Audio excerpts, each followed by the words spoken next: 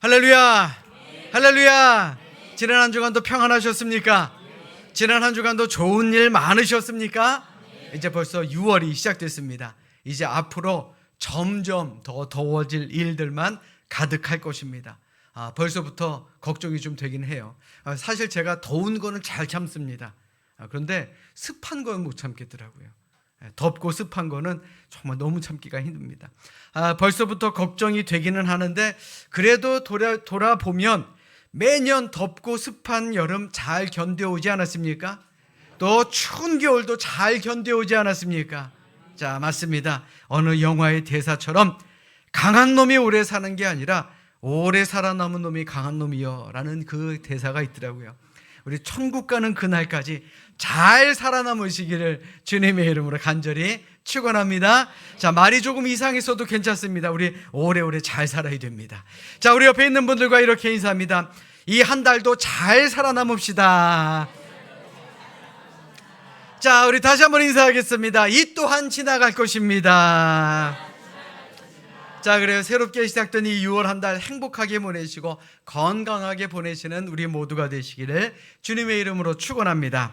자, 여러분들에게는 어떤 꿈이 있으십니까? 또 그 꿈을 위해서 지금 무엇을 하며 살아가고 계십니까?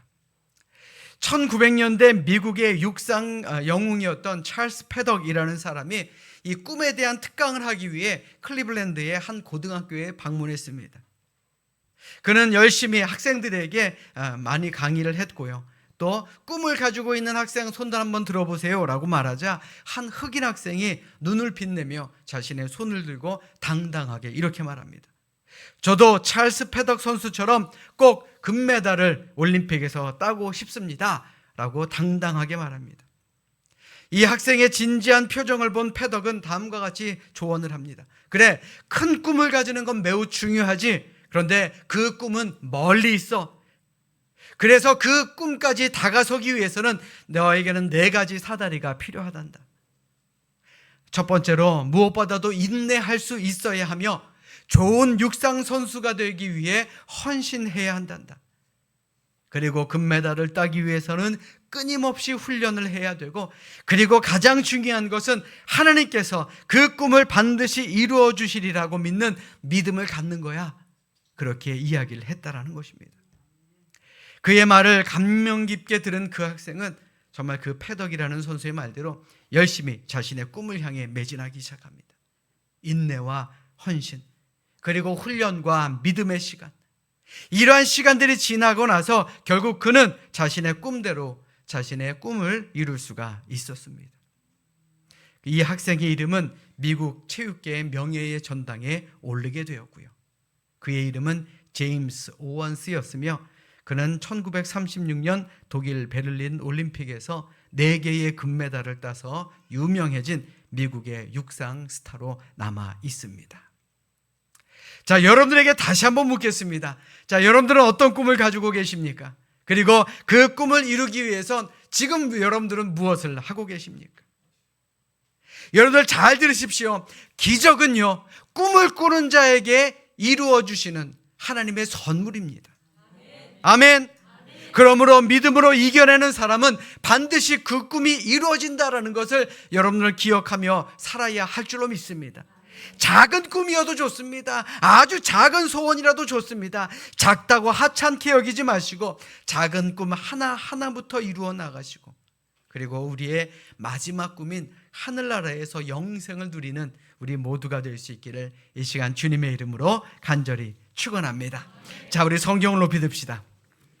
자, 우리 믿음의 말을 가지고 우리 힘있게 우리의 믿음을 고백하십니다. 함께 고백합니다. 저는 예수 믿어 구원받았습니다. 저는 예수 믿어 하나님 자녀 되었습니다. 저는 예수 믿어 천국 백성 되었습니다. 하나님께서 선물로 주신 오늘 하나님 말씀으로 가르침을 받습니다. 눈을 열어 주의 법 안에 있는 놀라운 진리를 보고 깨닫게 하소서. 아멘으로 순종하여 하나님께 영광 돌리는 삶이 되게 하소서. 아멘. 고백한 대로 사시는 여러분들 되시기를 주님의 이름으로 축원합니다. 사람에게는 여러 가지 본능이 있습니다. 그 중에 하나가 바로 높아지려는 본능입니다. 아무도 높은 자리를 싫어하는 사람은 없을 것입니다. 그러니 모든 사람이 높아지기 위해서 열심히 애를 쓰고 있죠. 세상 사람들 얘기하면 뭐합니까? 목사들도 마찬가지더라고요. 목사들도 점점 더 높아지는 그 자리를 가기 위해서 애를 쓰곤 합니다. 이거는 누구를 탓할 수가 없는 거예요. 왜요? 바로 인간의 본능이기 때문에 그렇습니다. 그렇다면 사람들만의 본능입니까? 아닙니다. 심지어 동물들도 높아지려고 열심히 싸우며 살아가고 있습니다. 사실 우리 믿는 사람들은 안 그럴 거야, 서로 싸우지 않고 합력하여 선을 이룰 거야 라고 생각하지만 꼭 그렇지만도 않습니다. 교회 안에서도 반드시 싸움이 있기 마련이기 때문에 그렇습니다. 오늘 본문을 보면 예수님의 제자들도, 심지어 예수님의 제자들도 마찬가지였습니다. 예수님을 옆에서 모시던 제자들도 서로 예수님 앞에서 높아지려고 애를 썼다라는 것입니다. 자, 여러분도 한번 생각해 보십시오. 예수님이 가는 길이 어디입니까? 십자가를 향해 나아가십니다. 그 십자가를 향해 가시는데 제자들은 지금 뭐하고 있어요? 답답하게도 서로 높은 자리를 차지하려고 논쟁을 벌이고 있으니 이 얼마나 딱한 노릇입니까? 오늘 본문 1절의 말씀을 보십시오. 제자들이 예수님께 무엇이라고 말합니까? 그때의 제자들이 예수께 나와 이르되 천국에서는 누가 크니까? 이 질문이 무슨 말입니까? 지금 제자들의 관심사를 보여주고 있는 겁니다. 과연 내가 큰 자인지 네가 큰 자인지 서로 한번 겨뤄보자라는 그런 얘기를 하고 있는 것입니다. 천국에서 높은 자가 된다라고 하면 얼마나 좋겠습니까? 그런데 아니었습니다. 그들은 예수님과 함께 하는 동안 세상 속에서 누가 큰 사람인지를 겨루고 있었다라는 말입니다. 심지어 요한과 야고보는 자신의 어머니까지 데리고 와서 예수님께 높은 자리를 달라고 청탁을 했던 그런 일도 있었다라는 것입니다. 자, 조금 전에 말씀드렸죠. 예수님이 가시는 길이 어디입니까? 십자가의 길입니다. 이미 예수님께서는 제자들에게 당신은 십자가를 지실 것을 예고하셨습니다. 마태복음 16장 21절의 말씀 보십시오. 이때로부터 예수 그리스도께서 자기가 예루살렘에 올라가 장로들과 대제사장들과 서기관들에게 많은 고난을 받고 죽임을 당하고 제3일에 살아나야 할 것을 제자들에게 비로소 나타내셨다라고 성경은 말하고 있습니다. 이것이야말로 예수님의 미래를, 그리고 제자들이 앞으로 해야 될 일을 보여주신 것 아니겠습니까? 예수님은 나는 십자가를 지러 갈 테니 이제 너희들은 어떻게 하겠느냐, 이것을 보여준 말씀 아닙니까? 내가 십자가를 지고 죽은 지 3일 만에 살아나는 것처럼 너희도 나처럼 영생을 누릴 수 있다라는 것을 보여주신 말씀 아니겠느냐라는 말입니다. 그런데 이 와중에 제자들은 누가 큰가를 놓고 논쟁을 벌이고 있으니 예수님이 가시는 그 길을 아무도 이해하지 못했다라고 해도 과언은 아니겠죠. 그들은 예수님이 예루살렘에 올라가 왕이 될 것을 꿈꾸고 있었다라는 것입니다. 그런데 지금 이 자리에 있는 우리들도 그 당시 예수님의 제자들과 비슷한 모습을 가졌다라는 생각이 들지 않으십니까? 지금 우리도 주님의 뜻과는 달리, 십자가를 져야 된다라는 주님의 뜻과는 달리 우리는 세상 속에서 높아지려고 애만을 쓰며 사는 것은 아니냐라는 말입니다.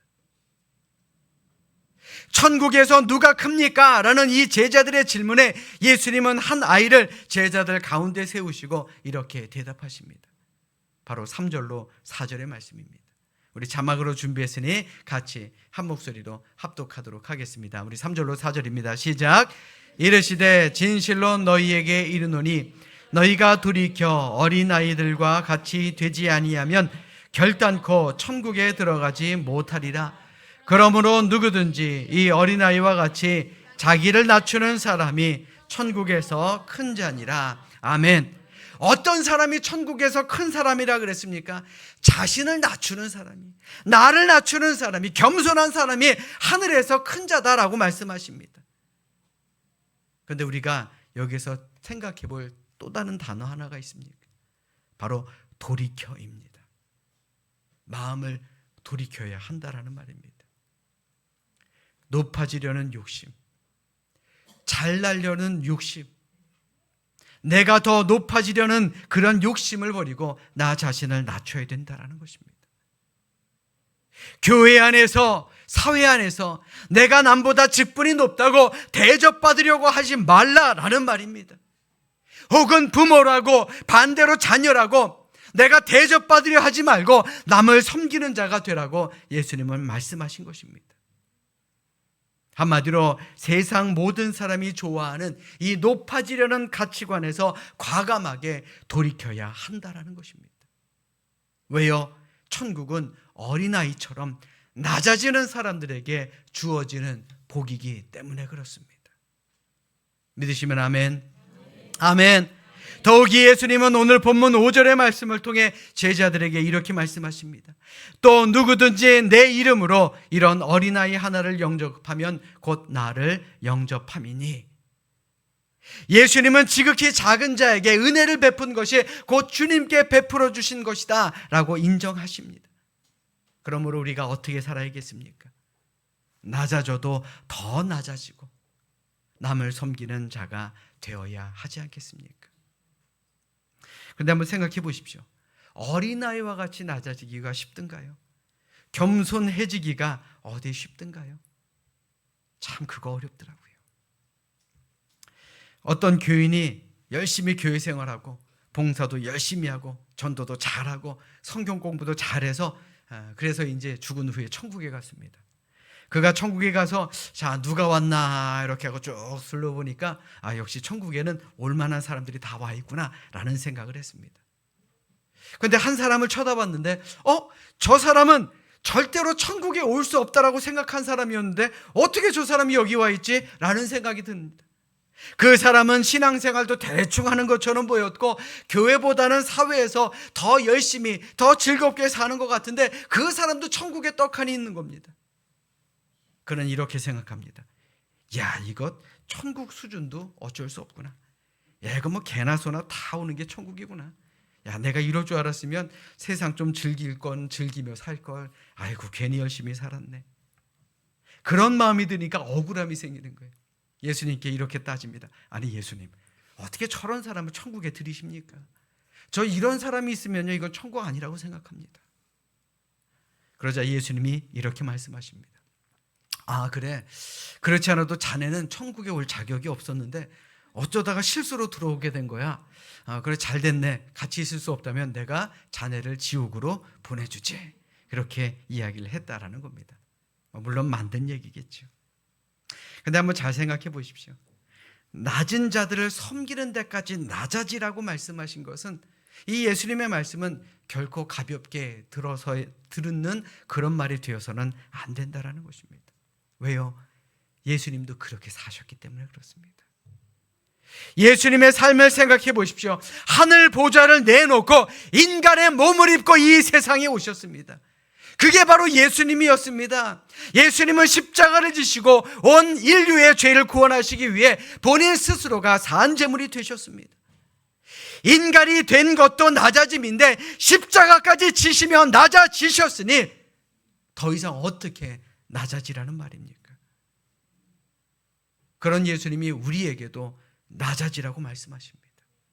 그러니 낮아져야 하지 않겠습니까? 여러분들 잘 들으십시오.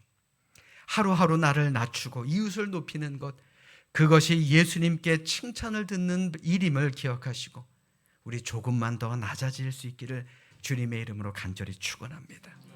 안타깝게도 이 세상에는 작은 자를 섬기는 사람들이 많지 않습니다. 또한 약한 자들에게 상처 주는 사람들도 얼마나 많은지 모릅니다. 그래서 이런 말도 있지 않습니까? 정치인들은 선거날 앞에서만 국민들에게 고개를 숙인다. 이게 얼마나 부끄러운 일입니까? 그런데 우리도 마찬가지더라고요. 우리도 교만할 때가 있습니다. 낮은 자를 무시할 때가 있습니다. 낮은 자를 천대할 때가 있고요, 그들에게 상처를 줄 때가 있습니다. 심지어 재미를 거기서 느끼는 사람들도 있더라고요. 주님은 실족하게 하는 죄가 아주 무서운 죄라고 말씀하셨습니다. 오늘 본문 6절의 말씀을 보십시오. 우리 자막으로 준비했으니 우리 같이 읽도록 하겠습니다. 우리 함께 읽습니다. 시작. 누구든지 나를 믿는 이 작은 자 중 하나를 실족하게 하면 차라리 연자 맷돌이 그 목에 달려서 깊은 바다에 빠뜨려지는 것이 나으니라. 아멘. 여러분들 연자 맷돌이라고 아십니까? 우리가 두부 만들어 먹을 때 이렇게 돌리는 그 맷돌, 그거는 그냥 맷돌이고요. 연자 맷돌은 큰 맷돌입니다. 바로 이게 연자 맷돌입니다. 소나 나귀를 묶어서 이걸 돌립니다. 그럼 거기에서 많은 곡식들이 빠져서 나오는 거죠. 예수님은 실족하게 만드는 사람을 차라리 이러한 연자 맷돌을 목에 걸고 바다에 빠지는 것이 낫다라고 말씀하신 것입니다. 그 말이 무슨 말입니까? 남을 실족하게 하는 것, 남에게 상처 주는 것이 정말 큰 죄다라는 것을 우리에게 말씀하고 있는 것입니다.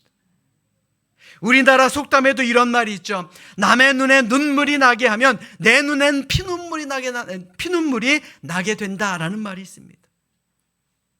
저는 이것을 하나님께서 하시는 일이다라고 생각합니다.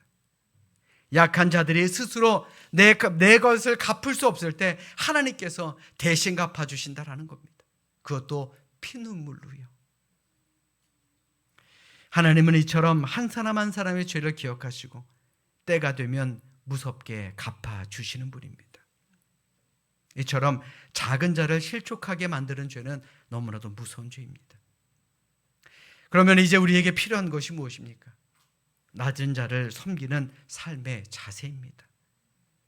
지금까지 그러지 못했다라고 한다면 철저한 회개가 필요하겠죠.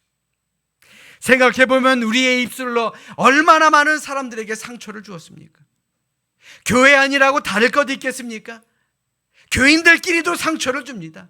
때로 저도요, 여러분들에게 상처를 줄 때가 있습니다.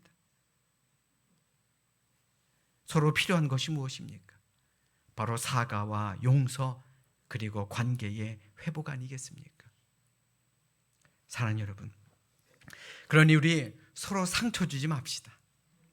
또 상처 받지도 맙시다.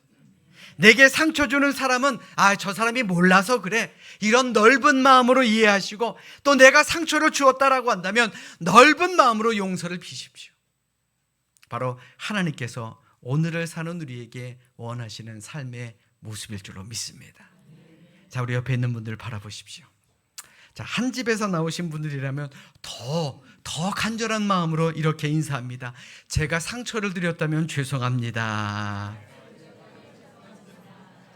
그래요. 자, 우리 다시 한번 옆에 있는 분들과 이렇게 인사합니다. 너그럽게 용서하며 살겠습니다. 그래, 우리 서로 이해하며 서로 용서하며 아끼며 사는 것, 이것이 하나님께서 오늘을 사는 우리에게 원하시는 삶의 모습일 줄로 믿습니다. 우리 그런 삶을 사시기를 주님의 이름으로 축원합니다. 자, 우리 따라서 합니다. 작은 것이 큰 변화를 일으킵니다. 그래요. 요즘은요, 대형화 시대입니다. 모든 것도 다 커야 됩니다. 자, 어떨 때 보면 교회조차도 대형화의 유행을 타고 있다라는 것입니다. 작은 교회는 자기가 할 일이 많을 것 같아서 일꾼이 많은 것처럼 보이는 큰 교회에 조용히 다니고 싶으신 분들도 많다라고 그러죠. 자, 그런데 여러분들 잘 들으십시오. 미래학자 엘빈 토플러는 이런 말을 했습니다. 지금은 대형화가 사회 발전의 한 현상이지만 이제 앞으로는 소형화, 개인화가 이루어질 가능성이 많다라고 말입니다.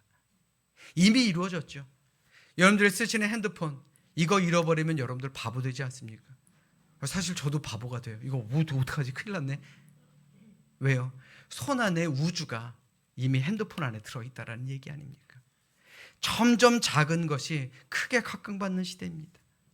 자, 교회도 마찬가지입니다. 예수님에게 제자가 몇이 있었습니까? 12명의 제자만 있었습니다. 그런데 어떻게 됩니까? 그들이 세상을 변화시킵니다. 아무리 작은 교회를 할지라도 예수님의 제자와 같은 사람 12만 있다면 우리 교회도 세상을 분명히 변화시킬 수 있지 않겠습니까? 믿으시면 아멘. 지난주 지축종합사회복지관 운영위원회가 있어서 다녀왔습니다. 제가 운영위원으로 있기는 하지만 특별히 하는 일은 별로 없는 것 같아요. 매달 가서 예배 드려드리고 운영회의 한다고 하면 그냥 꽂아놓은 보리자루처럼 앉아있으면 됩니다. 자, 그런데 우리 교회에서는 매달 10만 원씩 적은 금액이지만 그들에게 지원을 하고 있습니다. 설립한 지 이제 막 1년 된 복지관이니 참 힘든 건 당연하지 않겠습니까? 그런데 관장님께서 다른 운영위원들에게 제 칭찬을 그렇게 하시더라고요. 우리 목사님은 매달 예배도 드려주시고 그리고 또 매달 10만 원씩 도와주셔서 큰 힘이 된다고.